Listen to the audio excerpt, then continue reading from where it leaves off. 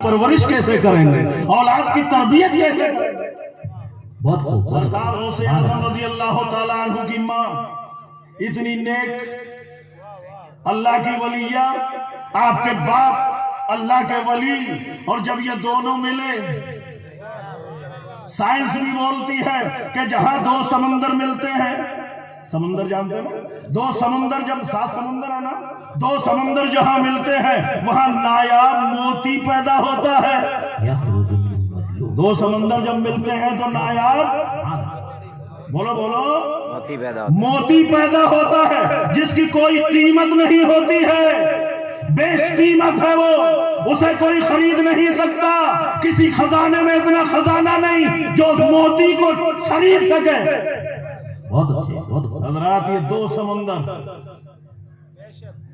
تقوی کے 2 سمندر، ایک سمندر ام الخیر فاطمہ، ایک سمندر ابو صالح موسیٰ. یہ 2 سمندر، یہ تقوی کے 2 سمندر ملے، پرہیزگاری کے 2 سمندر ملے، شریعت و طریقت کے 2 سمندر ملے. جب جو ہے علم کے 2 سمندر ملے، جب یہ تقوی اور پرہیزگاری کے 2 سمندر ملے، روحانیت کے 2 سمندر ملے، اللہ کی معرفت کے 2 سمندر ملے، رسول اللہ کی محبت کے 2 سمندر ملے، جب یہ حسنی حسینی 2 نسبتیں ملی، 2 سمندر ملے، ایک حسنی سمندر ایک حسینی سمندر، جب یہ دونوں سمندر ملے تو غوث اعظم جیسا موتی پیدا ہوا. سبحان اللہ سبحان اللہ. نعرہ تکبیر، نعرہ رسالت، جشن غوث اعظم. سبحان اللہ سبحان اللہ. واہ بہت خوب. ماں باپ کا اثر اولاد پہ آتا ہے، بے شک دادا پردادا کا اثر اولاد پہ آتا ہے. بے شک. سمجھے آپ؟ ابھی پچھلے دنوں میرے بچے کی طبیعت بہت خراب تھی، علی گڑھ میڈیکل کالج لے کر گیا تو وہاں پر جب اس نے ایڈمٹ کیا تو فائل بنائی اس نے، تو اس نے پوچھا کہ یہ کبھی اس بچے کے ماں یا باپ کو کوئی ایسی بیماری رہی؟ نہیں رہی. دادا کو رہی؟ نہیں رہی. دادی کو رہی؟ نہیں رہی. نانا کو رہی؟ نہیں رہی. نانی کو رہی؟ نہیں رہی. میں نے کہا یا اللہ یہ کیوں پوچھ رہی ہے؟ صحیح ہے. تو پتہ یہ لگا کہ خون میں اثر رہتا ہے، خاندان کا آتا ہے، جی خاندان کا اثر آتا ہے. تو ابو صالح موسیٰ جنگی دوست، ام الخیر فاطمہ، دونوں کے تقوی ملے تو غوث اعظم ولیوں کا سردار پیدا ہوا. سبحان اللہ. اور وہ فیضان آج بھی جاری ہے کہ سید پیر باپو غلام حسین جیلانی جیسے اللہ والے پیدا ہوئے. سبحان اللہ. واہ واہ بہت خوب. نہ جانے کتنوں کی نسلیں مٹ گئی، خاندانوں کا پتہ نہیں ہے، لیکن سبحان اللہ پیر صاحب غوث اعظم کی اولاد ہے، سبحان اللہ. غوث اعظم کی اولاد ہے. بھائی دیکھو،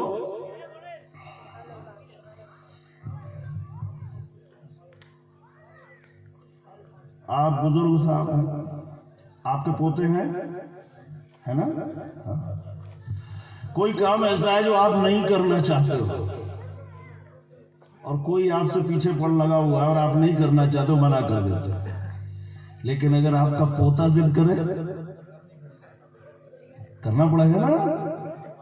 دل نہ چاہے تب بھی ایک دفعہ کو بیٹے کے کہنے سے نہیں کرتا ہے آدمی، لیکن پوتے کے آگے دادا مجبور ہو جاتا ہے. بے شک. غوث اعظم کے پوتے یہاں تشریف لانے والے ہیں. سبحان اللہ.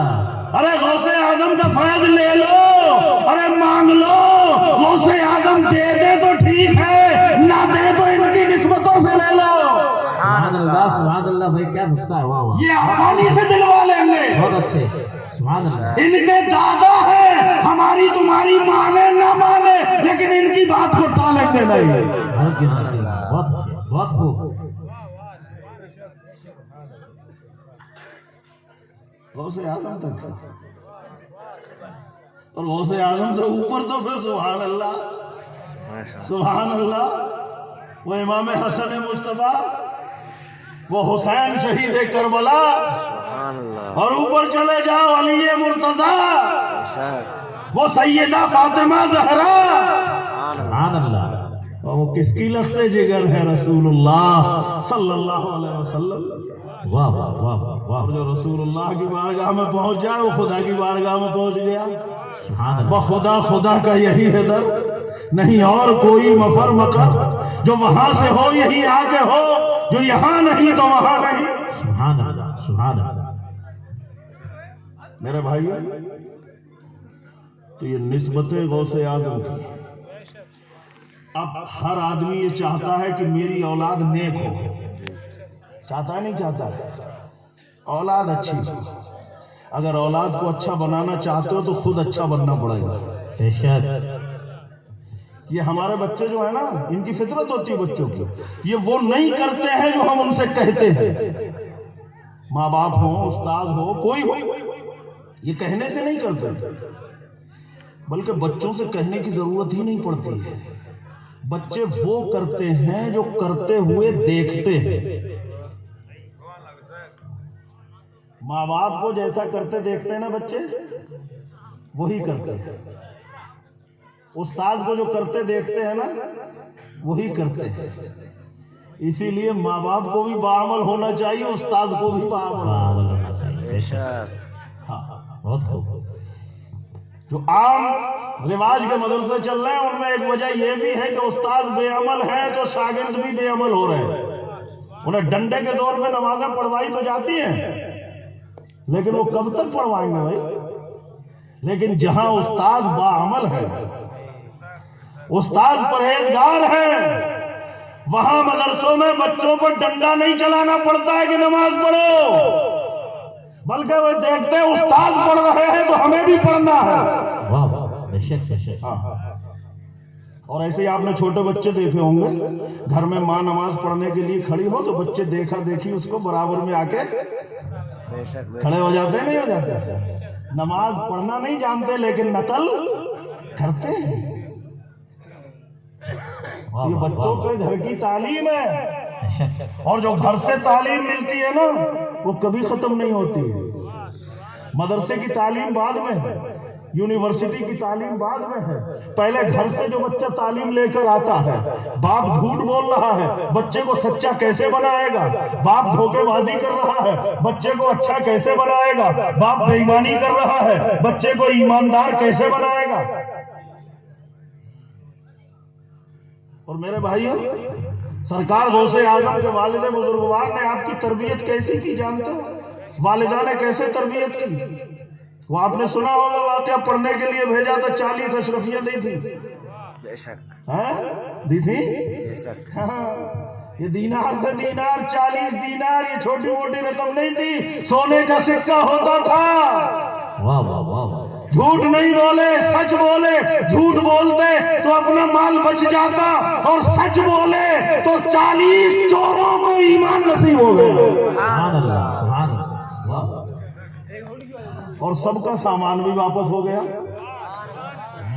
سچ بولے تو سب کا مال بچا، جھوٹ بولتے تو صرف اپنا بچتا، جھوٹ بولتے تو وہ ڈاکو کے ڈاکو ہی رہتے، سچ بولے تو سب نے توبہ کر لی اور سب ولی بن گئے۔ سبحان اللہ، سبحان اللہ۔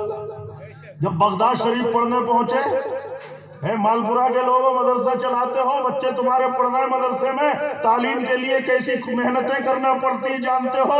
غوث اعظم کی زندگی دیکھو، بغداد کے اندر پڑھ رہے ہیں، قحط پڑ گیا، کھانے پینے کے لالے پڑ گئے تو جنگل میں چلے جایا کرتے تھے، پیڑ کی چھالیں چھٹا چھٹا کر چبتے تھے، پیڑ کے پتے گھاس کھایا کرتے تھے۔ لکھا ہے کتابوں میں کہ اس دوران آپ کی یہ چمڑی، آپ کی کھال ہری ہونے لگی تھی، ہونٹ ہرے ہو گئے تھے، ناخن ہرے ہو گئے، دانت ہرے ہو گئے گھاس کھاتے کھاتے۔ کبھی بازاروں میں چلے جایا کرتے تھے، اللہ اکبر، جہاں کھانے پینے کی چیزیں بکتی ہیں نا، ہوٹل وغیرہ ہوتے ہیں، وہاں کے باہر لوگ ٹکڑے روٹیوں کے نوالے بچے ہوئے پھینک دیا کرتے تھے۔ غوث اعظم جا کر کے انہیں اٹھا لیتے تھے اور چھپا کر لے آیا کرتے تھے، اور پھر ان کو دھو کر ایک طرف جا کے کھا لیا کرتے تھے، اللہ کا شکر ادا کرتے تھے اور پڑھائی کرتے تھے۔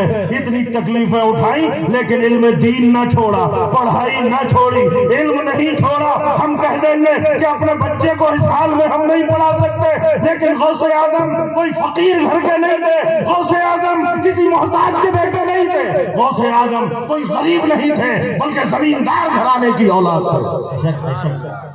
کوئی ایسے ویسے گھرانے کے نہیں تھے.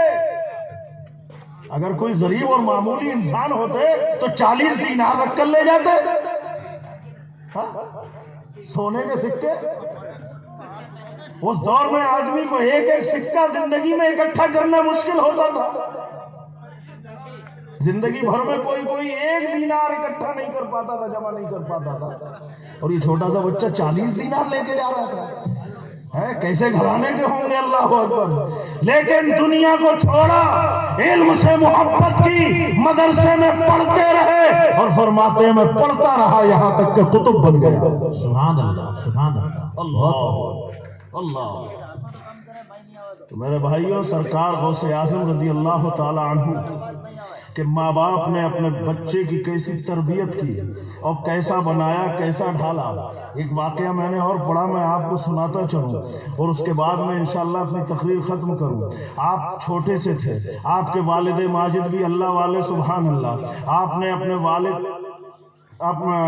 بزرگوار بچے کی تربیت کر رہے ہیں، پال رہے ہیں. حضرات، بچے کو صرف کھلانا پلانا، اچھے کپڑے پہنانا یہ باپ ہونے کی پہچان نہیں ہے، بلکہ بچے کا کردار اچھا بنانا یہ اصلی باپ ہونے کی پہچان ہے.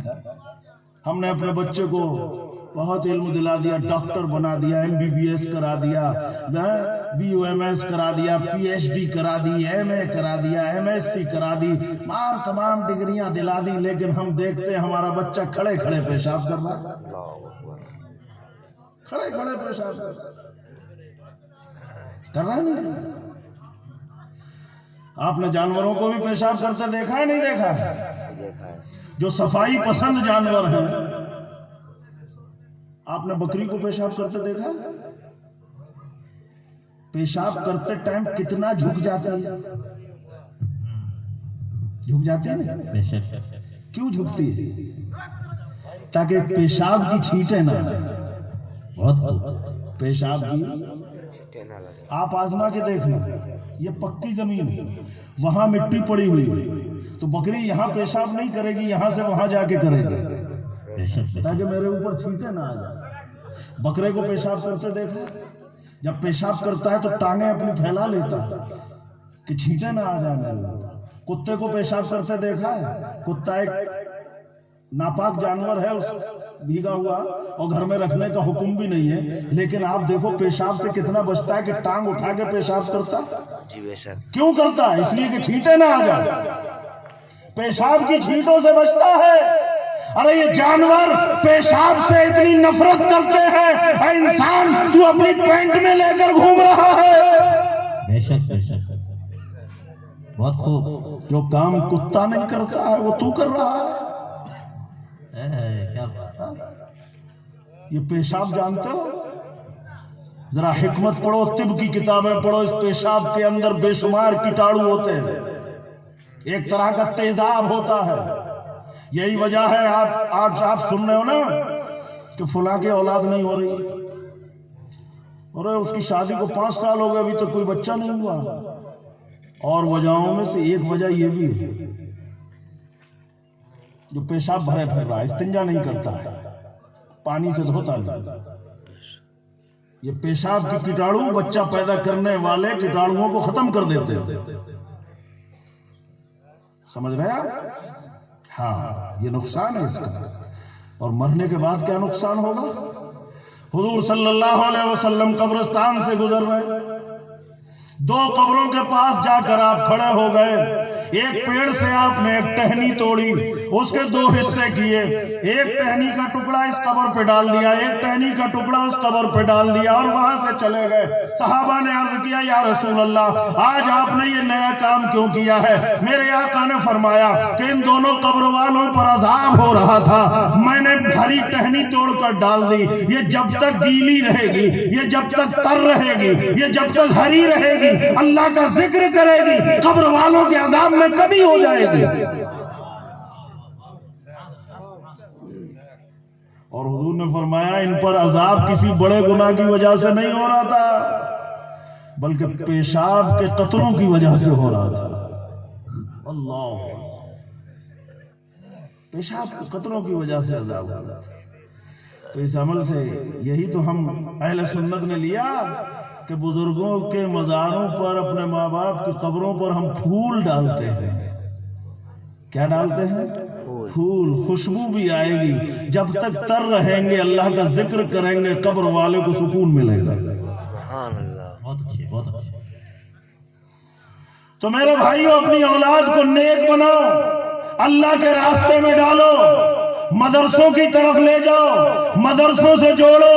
کم سے کم بچے کو ایسا تو بنا لو کہ اس کو پیدا کیا باپ نے اس کا پیٹ بھرنے کے لیے نہ گرمی دیکھی، نہ سردی دیکھی، نہ بارش دیکھی. دن بھر ایک باپ اسی میں لگا رہتا ہے کہ میری اولاد کا بھوشیہ اچھا ہو جائے. بے شک، بے شک. لیکن یہی باپ جب مرا پڑا ہوتا ہے بیٹا دور کھڑا ہوتا. باپ کا جنازہ ہے غسل دوسرے دلا رہے ہیں. باپ کا جنازہ ہے کفن دوسرے پہنا ہے. ہوتا ہے ایسا نہیں ہوتا؟ بولو. بے شک. ارے ہوتا ہے. باپ نے مکان چھوڑا اس کا مالک بیٹا بنا اور غسل کوئی اور دے رہا ہے. باپ نے کھیت چھوڑا مالک بیٹا ہوگا اور کفن دوسرا پہنا رہا ہے. باپ نے دکان چھوڑی نماز جنازہ دوسرا پڑھا رہا ہے. یہ کہاں کا انصاف ہے؟ اور اسی اولاد کے لیے اس باپ نے پوری زندگی ختم کر دی. نہ اچھا دیکھا نہ برا دیکھا، اولاد کا بھوشیہ بنانے پہ لگا رہا، اپنے بھوشیہ کی فکر نہیں کی. میرا قبر میں جا کے کیا ہوگا اس کا کبھی سوچا ہی نہیں.